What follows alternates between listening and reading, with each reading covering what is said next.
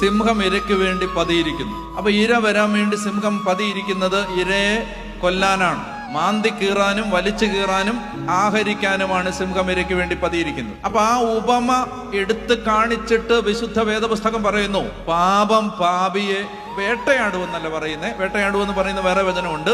സംഖ്യ 32:23 പാപം പാപിയെ വേട്ടയാടും. സംഖ്യ 32, നമ്പേഴ്സ് 32:23. പ്രഭാഷകൻ 27:10 വചനം പറയുകയാണ്, പാപം പാപിയെ കാത്തിരിക്കുന്നു എന്നാ പറയുന്നത്. അതാണ് ശ്രദ്ധിക്കേണ്ട വാക്ക്.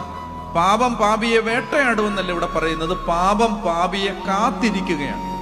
അത് നമ്മൾ ശരിക്കും മനസ്സിലാക്കണം. ഇത് കുമ്പസാരത്തിൽ നിന്ന് അകന്നു കഴിയുന്ന ഓരോ വ്യക്തിയും ഇത് മനസ്സിലാക്കണം. പാപം പാപിയെ കാത്തിരിപ്പുണ്ട്.